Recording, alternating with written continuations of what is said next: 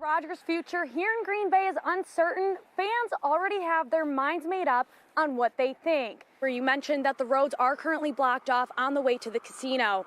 Now we're going to move to the side over here, and we're in the Bell and Health parking lot at the facility here in Ashwaubenon. Just like having drive-through fish fries is the new normal this Easter holiday, so is having smaller family gatherings. But with more people vaccinated, it's offering a little more hope. From mostly virtual learning to back to in-person, that's what UW-Oshkosh is planning for in fall 2021. Now we will have more for tonight's coverage from the fans and maybe the mascots if they decide to talk to us at Fox 11 News at 9. College Avenue will be seeing one other major event return this year, and that's Mile of Music, but the details are still being worked out. We are still here just on the side of I-72 where the police presence is still strong in the area. Now Brown and Outagamie counties were both sent to the scene around Oneida Casino, as well as several other jurisdictions. We saw Kaukauna police here, we saw Appleton police here. As for the next steps, it's unclear when that will begin. The House of Representatives needs to deliver the articles of impeachment to the Senate. And that date is unclear since President Trump has a week left in office. The call came in of an active shooter situation at the Oneida Casino in Ashwaubenon. Duck Creek restaurant within the Radisson, that there was someone shot inside the Radisson, and that's how the first calls came out. Officers on scene called for a tactical alert, meaning all police departments in Brown County were alerted and on the scene. Outagamie County squads and medical personnel also reported to the situation. It appears to be a targeted event, not a random shooting. 3 people died, including the suspect who was shot by an officer. One person was flown to a hospital in Milwaukee with serious injuries. Brown County Sheriff's Department cannot identify at this time which police department was involved in that officer-involved shooting due to the complexity of how many departments were on scene at the incident. We're not exactly clear because of how many officers responded, so we're still cleaning that up, but we'll definitely release that. The suspect is only being identified as a male. The Sheriff's Department says it is unknown at this time if he's a current or former employee to the restaurant. Targeting a specific victim who was not there, but he decided to still shoot some of the victim's friends or co-workers, it appears. None of the victims are being identified yet. In Ashwaubenon, Katrina Nickell, Fox 11 News. March 4th, 1996, the day this train carrying tanks of petroleum derailed, causing the town of Wyoega to evacuate for nearly 3 weeks. Raise your hands if you have memories of those 18 days. 25 years later, Judy Weissman, who was Wyoega's mayor at the time, still remembers that day. We lived on 2nd Avenue, just a couple of blocks over here. Just like she did days after the accident. I could see from my home because I only lived 2 blocks from the site. And the booming noise made me bound out of bed and look out the bedroom window. I really thought, well, the firemen will get there and put the fire out and we'll all be back doing our normal thing by noon. And here we are 2 days later, and 5 days from now, we still may not be back. That train keeps rolling.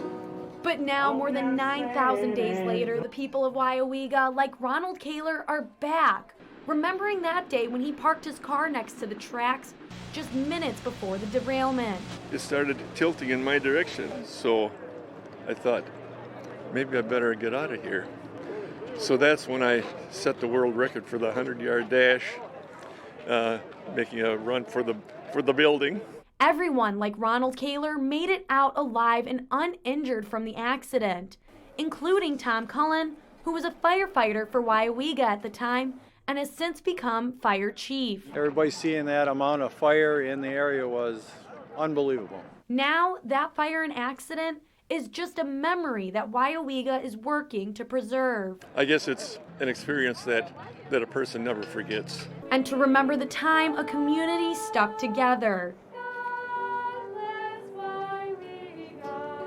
In Wyoega, Katrina Nickell, Fox 11 News.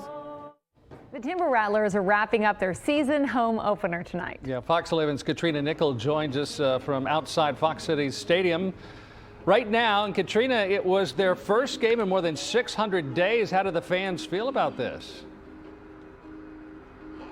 Well, Mark, as you can see, the stadium's empty now, but fans were so excited they were showing up an hour before the gates even opened. They told us they were just excited to be doing something normal again and that they've been waiting a long time for this to come.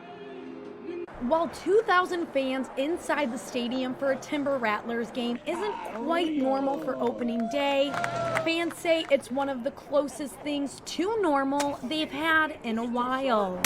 It's kind of like our second home for most of us, so it was just nice to be back and have a good time with our friends. Some fans spent their first few hours before the first pitch tailgating.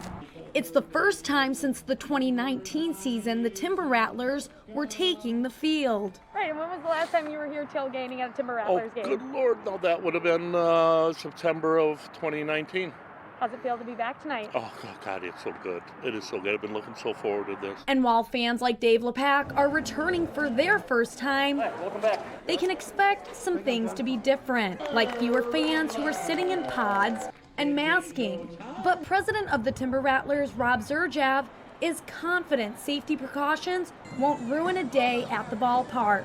It's going to be the biggest crowd we've had in quite some time, but that's what we're about, being a part of this community. Obviously there's the baseball on the field, but it's just so much more than that. It's about doing something with your family, doing something outdoors. And while capacity is limited to 38% for now, Zurjav says he hopes to eventually return to 100% later in the season. We know there's no really restrictions locally for us to go to 100% capacity. We felt for May we were going to be safe, see how it goes, and then in the middle of the month going to make a decision on what we're going to do for June and hopefully the rest of the year. And getting back to 100% capacity, It's not a good game without a full stadium. is something fans will be waiting for. Now we'll have tonight's highlights of their win for the Timber Rattlers during Fox 11 Sports at 10. Live in Grand Chute, Katrina Nickell, Fox 11 News. All right.